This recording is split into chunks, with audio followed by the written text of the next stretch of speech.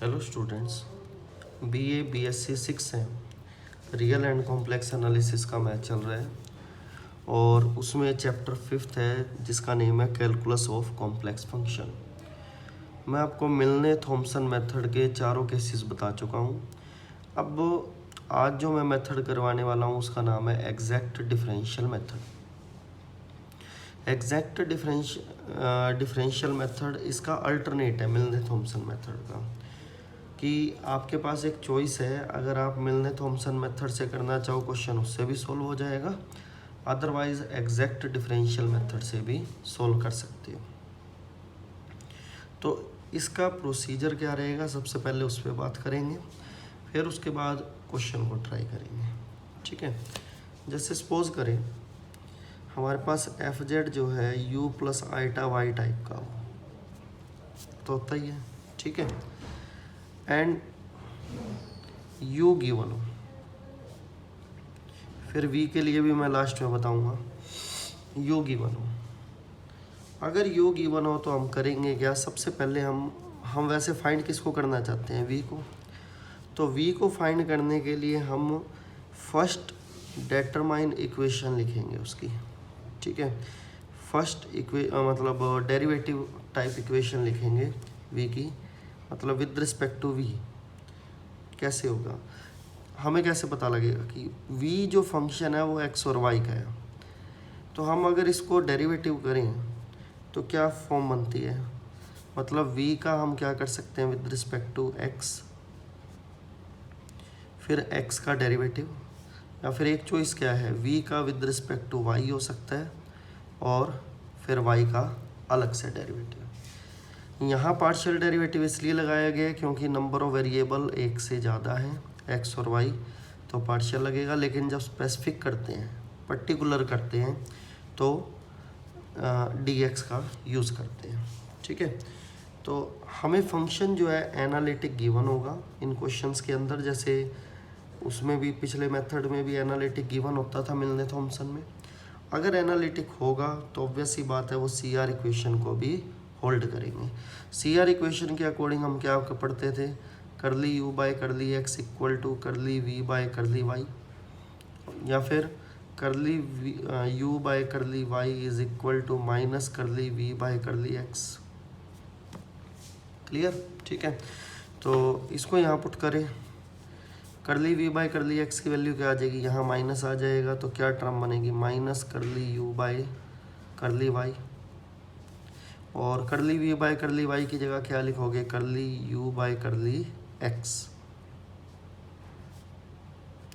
ऐसा इसलिए लिखा गया क्योंकि u हमें गिवन है, तो उसका partial derivative with respect to y और partial derivative with respect to x हम करके इसको सोल्व कर पाएंगे, मतलब पुट करके हम सोल्व कर पाएंगे। ठीक है, तो इसके अंदर अभी जो ये इक्वेशन है कुछ इस टाइप की बनेगी, m dx plus n dy। ठीक है, जैसा कि आपने इसको OD और PD में पढ़ा होगा। ठीक है, जिसके अंदर हम M D x plus N D Y type लेके चला करते थे। m क्या है, minus curly u by curly y, और n क्या हो जाएगा, करली u by curly x। Differential equation में आपने ये मेथड पढ़े होंगे जिसके अंदर हम एग्जैक्ट करने के लिए क्या करते होते थे, ध्यान होगा। एग्जैक्ट करने के लिए हम इसका partial derivative with respect to y करते थे। ठीक है, और इसका partial derivative with respect to x करते थे। अगर वो दोनों इक्वल आ जाते हैं, ठीक है, अगर ये दोनों इक्वल आ जाएंगे तो हम क्या कहेंगे, the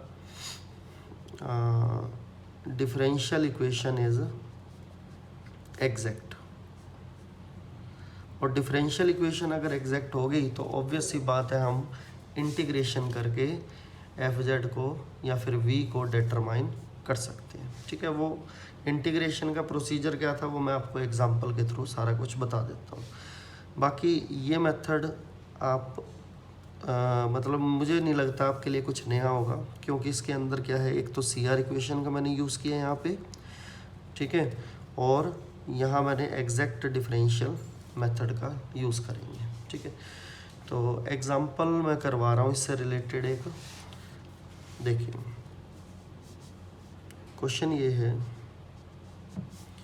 u is equal to E raise to the power X X cos Y minus Y sine Y, ये गिवन है। u गिवन है, हमें v फाइंड करना है और v के लिए हम वही इक्वेशन लेकर चलेंगे जो मैंने मतलब मेथड में यूज़ किया। dv क्या, करली u बाय करली v by curly x dx plus करली v by curly y dy।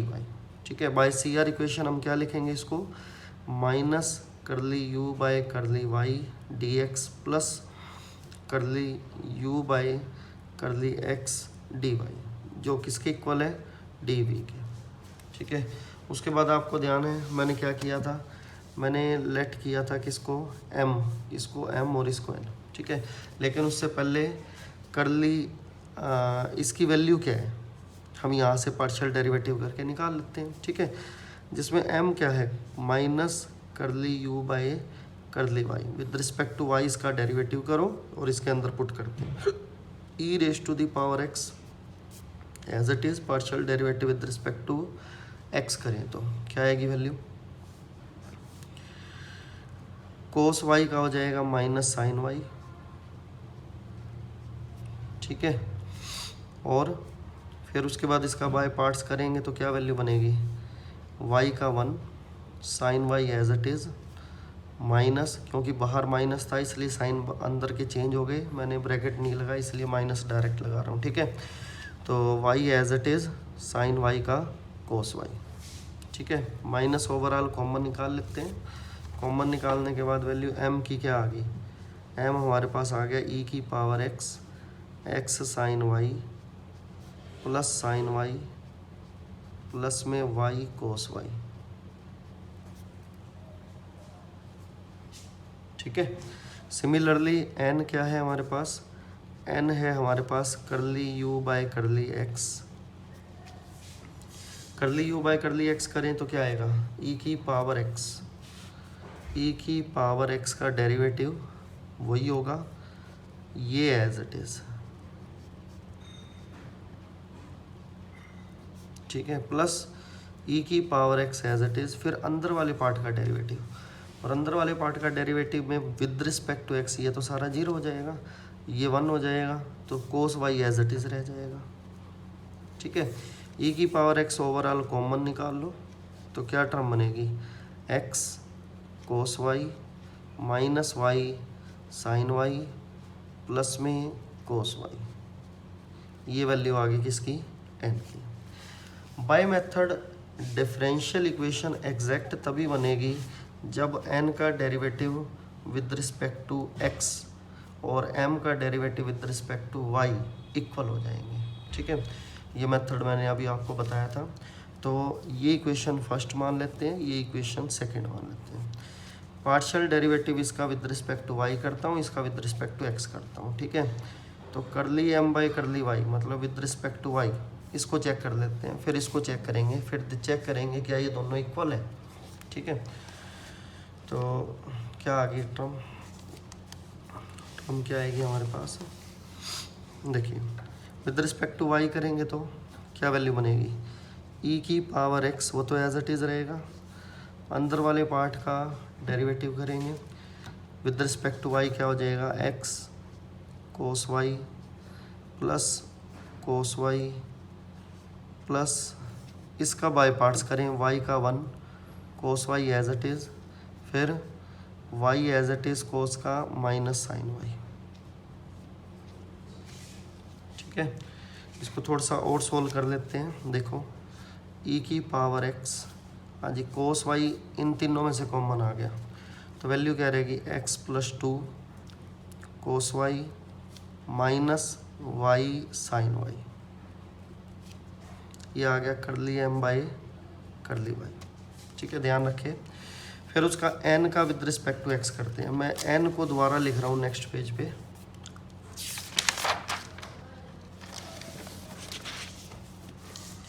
n हमारे पास क्या आया था, n हमारे पास ये था e raise to the power x x cos y minus y sine y plus cos y, ये था। ठीक है, ये हमारे पास n था। हमने क्या करना है, n का derivative of with respect to x करना है। करें n का with respect to x, e की पावर x का डेरिवेटिव सेम रहेगा,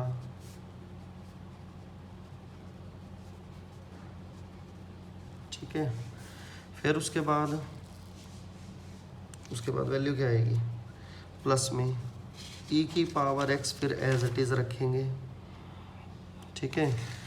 इस पार्ट का डेरिवेटिव बनेगा, ये देखो विद रिस्पेक्ट टू y करेंगे, सॉरी x करेंगे तो ये 0, ये पार्ट 0, इसका हो जाएगा 1, तो ये क्या रह गया कोस का, सॉरी ये कोस एज इट इज़, तो क्या रह गया कोस y, ठीक है। e की पावर x मैंने ओवरऑल कॉमन निकाल लिया, कोस y देखो कितने आ गए, वो सारे कॉमन आ जाएंगे, और ये 1 और 1 कितना हो जाएगा 2, ठीक है, माइनस वाई साइन वाई। अब आपको अगर ध्यान हो तो शायद मैंने ये वाली इक्वेशन यही सेम बनाई थी, ये देखिए, ठीक है। तो हमें ये कंक्लूज़न मिला कि करली m बाई करली y जो मैंने फाइंड किया वो, और करली n बाई करली x जो अब फाइंड कर चुका हूँ, दोनों क्या है, सेम है, ठीक है। सेम होने से क्या हो गया, सेम होने से ये हो गया कि जो डिफरेंशियल इक्वेशन है, ठीक है, जो डिफरेंशियल इक्वेशन है, जो गिवन डिफरेंशियल इक्वेशन थी वो क्या होगी, एग्जैक्ट होगी, ठीक है। So the differential equation is exact. कौन सी डिफरेंशियल इक्वेशन थी वो डिफरेंशियल इक्वेशन थी ये वाली, d v is equal to minus curly u by curly y d x plus curly u by curly x d y. मैं आपको दिखा देता हूँ इक्वेशन कौन सी थी जो मैंने सी आर इक्वेशन में पुट करके बनाई थी। मैं बात कर रहा हूँ आपके सामने इस इक्वेशन की, ठीक है। अब इसमें करली यू बाई करली वाई क्या है वो मैंने निकाला है, ये रहा, इसको पुट कर देते हैं इक्वेशन 1 से यहाँ पे, और करली यू बाई करली एक्स क्या है, ये रहा, जिसको मैंने इस तरीके से लिखा था, ये रहा, इक्वेशन 2 की बात कर रहा हूँ। इन दोनों को इसके अंदर पुट कर देते हैं, ठीक है। तो पुट करें तो क्या वैल्यू बनी, d v is equal to e raise to the power x sine y plus sine y plus y cos y d x plus e raise to the power x cos Y minus Y sine y plus cos y d y, ठीक है। तो ये term बन चुकी है जिसके अंदर हम इसको क्या कह रहे हैं, m, और इस पूरे को n कह रहे हैं। क्लियर। इक्वेशन एग्जैक्ट हो जाए तो उसके बाद आपको पता होगा क्या किया जाता है, इंटीग्रेट, dv का इंटीग्रेशन v हो जाएगा। इंटीग्रेशन हम कैसे करते थे, m dx treating as y constant, ठीक है, प्लस द term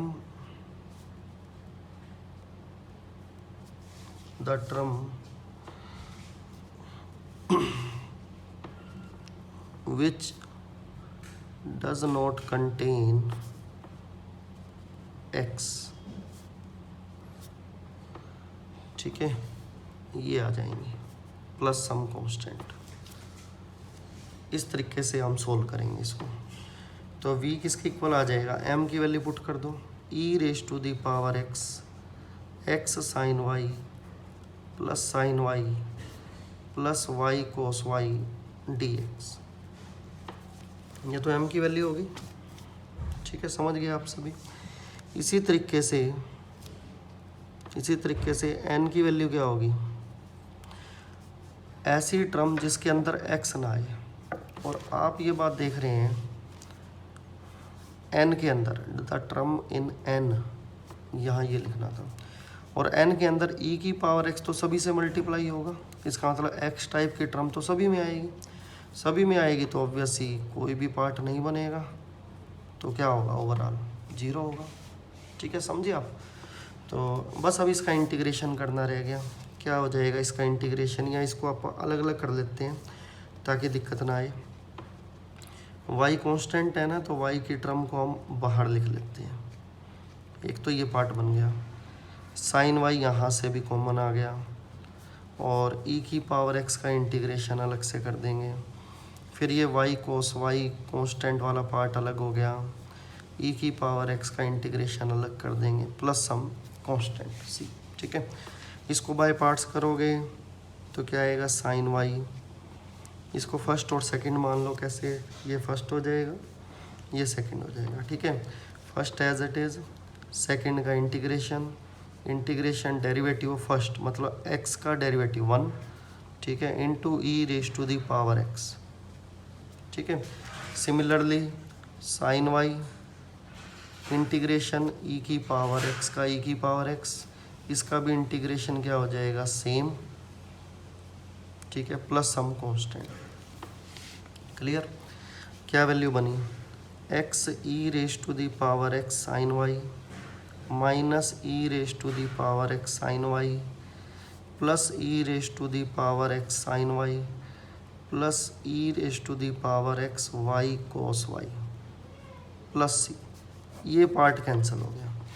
इस पार्ट के कैंसिल होने के बाद आपको v क्या मिला, v मिल गया जिसके अंदर मैंने e raise to the power x overall common निकाल लिया। ओवरऑल कॉमन निकालने के बाद टर्म क्या बच गई, x sine y plus y cos y plus c। ये हमारे पास वैल्यू आ गई। पिछली वीडियो में मैंने आपको एक बात बोली थी कि मिलने थॉमसन और एग्जैक्ट डिफरेंशियल के अंदर एक डिफरेंस रहेगा। मिलने थॉमसन को जब हम सोल्व करते थे क्वेश्चन को, तो उसके अंदर हमें एनालिटिक फंक्शन कंप्लीट मिल जाया करता था fz, लेकिन एग्जैक्ट डिफरेंशियल मेथड के अंदर हमें सिर्फ और सिर्फ इमेजिनरी पार्ट मिलेगा। इमेजिनरी पार्ट मिलेगा, लेकिन उससे हम एनालिटिक फंक्शन बना सकते हैं।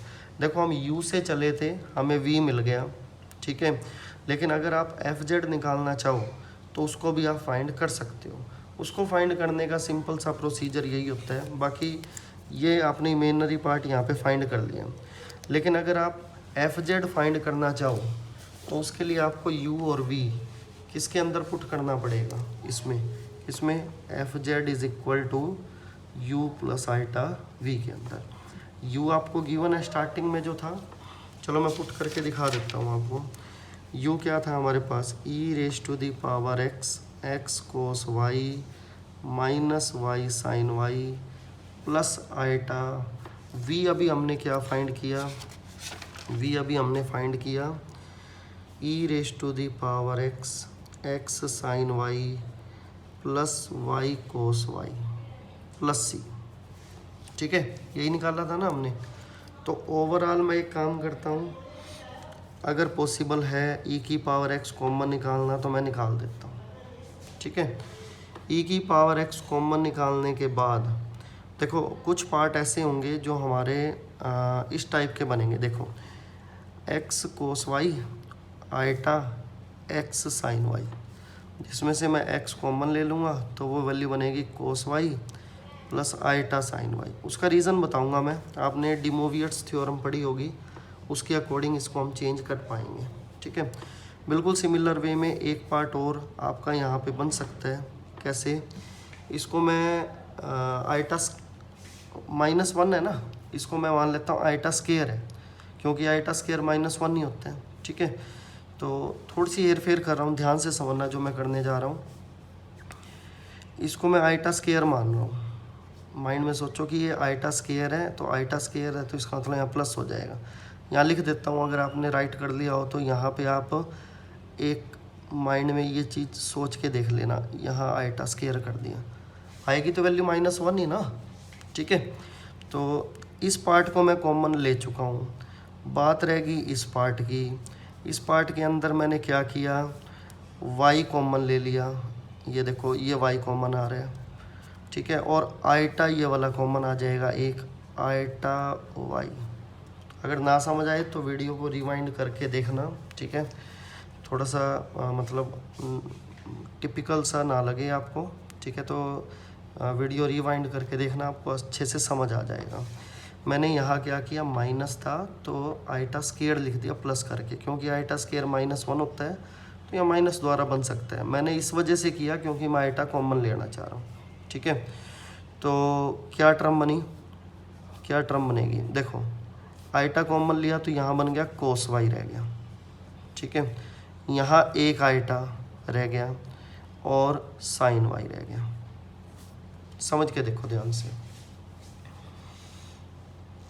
ठीक है। e की power x cos y plus iota sine y फिर कॉमन आ गया, x plus iota y cos y plus iota sine y, क्या वैल्यू बनी, e की power x plus iota y को आप क्या लिख सकते हैं z, और इसको क्या लिख सकते हैं e raise to the power iota y, ठीक है। थोड़ा सा और सॉल्व करें, प्लस c कांस्टेंट नहीं बोलना, प्लस सम कांस्टेंट, ठीक है। और सोल्व करें तो z e raise to the power x plus iota y plus some constant, x plus iota y को हम क्या लिख सकते हैं e raise to the power z. बस ये हमारे पास फंक्शन बन गया। मिलने थॉमसन का आप केस फर्स्ट देखना, केस फर्स्ट के अंदर ना, केस फर्स्ट के अंदर मैंने क्या कहते हैं यही एग्जाम्पल करवाया था, उसके अंदर आप चेक करना क्या ये आंसर सेम आया है, ठीक है। ये वही एग्जांपल है, उसके अकॉर्डिंग किया है, ठीक है। सिमिलरली अगर सपोज करो v की जगह आपको u गिवन होता, ठीक है, u की जगह आपको v गिवन होता, जैसे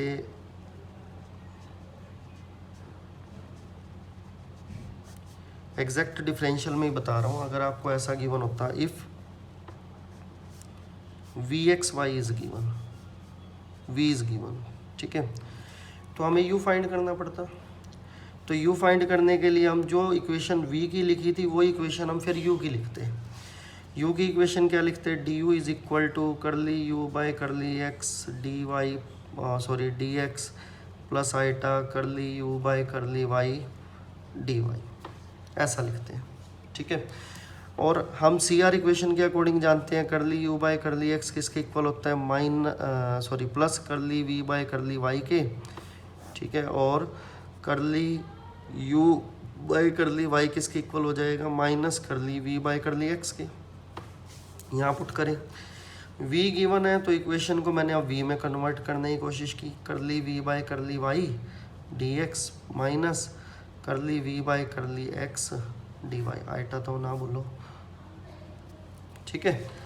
बस पुट किया, अब ये पार्ट m बन गया, ये n बन गया माइनस के साथ, क्या करें लेट कर लेते हैं, let m is equal to curly v by curly y और n is equal to minus curly v by curly x। बस अब सेम प्रोसीजर आपने करना है कि अगर करली m बाय करली y किसके इक्वल हो गया करली n बाय करली x के, तो हम क्या कहेंगे the differential equation is exact.